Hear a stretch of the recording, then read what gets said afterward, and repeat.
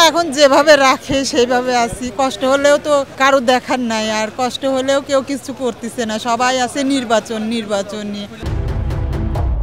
আমার হাজব্যান্ড শহীদ মনিরুজ্জামান। আমার হাজব্যান্ড বাংলাদেশ নৌবাহিনীতে চাকরি করতে রিটায়ার্ড করছেন।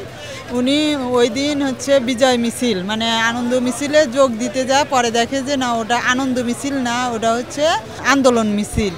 তখন আন্দোলন মিছিলে যোগ দেওয়ার পরে কিছুক্ষণ পরেই উনি গুলিবিদ্ধ হয়। শটগান লাগে বুকেতে, আর হচ্ছে সারা শরীরে ছড়াগুলি। আর উনি যখন শটগান লাগে তখন উনি পড়ে যাওয়ার পরে উনি আর পিঠের হাড্ডি ঘাড়ের হাড্ডি একটা ভেঙে যায়, মাথায় আঘাত লাগে আর কি চোখে রক্তক্ষরণ হয় ওনার। তখন থেকেই উনি আর্মি সিএমএসে ভর্তি ছিল। 5ই আগস্টে উনি গুলিবিদ্ধ হয় এবং জানুয়ারির 10 তারিখে 25শে জানুয়ারির 10 তারিখে উনি শহীদ বরণ করেন আর্মি সিএমএসে। আর্মি থেকেই নিয়ে গেছে ওখান মানে আমার হাজব্যান্ডকে আর্মি থেকেই তাকে আর কি শহীদি মর্যাদায় তাকে দাফন করা হয়েছে। আমার হাজব্যান্ড তো শহীদ হয়েছে, আমার একটাই ছেলে। আমার সংসার খুবই কষ্ট চলতেছে, কারণ রিটায়ার্ডে যা টাকা সেইটাই পেনশনে আর কি আসে, ওই টাকাই আমার উৎস।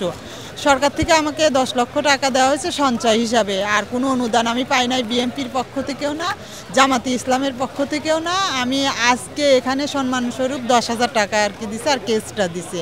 এর আগে চীন মন্ত্রী সম্মেলন কেন্দ্রে বিএনপির পক্ষ থেকে আমাকে নেওয়া হয়েছিল, ওখান থেকে আমি 3,000 টাকা পাই তারেক জিয়ার আর কি অনুষ্ঠানে, ওখান থেকেও আমাকে 3,000 টাকা সম্মাননা দেয়। আর এখন খুবই কষ্ট সংসার চালানো, একটা মেয়ে মানুষ রিটায়ার্ড পার্সনে যা আসে, আমি অসুস্থ বাচ্চাকে নিয়ে আসি।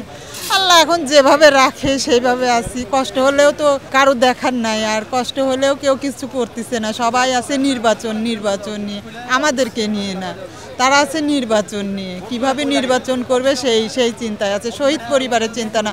সেদিন চীন মন্ত্রী সম্মেলন কেন্দ্রে প্রধান উপদেষ্টা আমাদেরকে সাথে দেখা করার জন্যে প্রধান উপদেষ্টা আমাদেরকে নিয়ে গেছে, কিন্তু প্রধান উপদেষ্টা আমাদের সামনে আসে নাই, কোনো শহীদ পরিবারের সামনে সে আসে নাই। শুধু জামাতি ইসলামের আমির আর হচ্ছে সার্জিস আলম ছিল।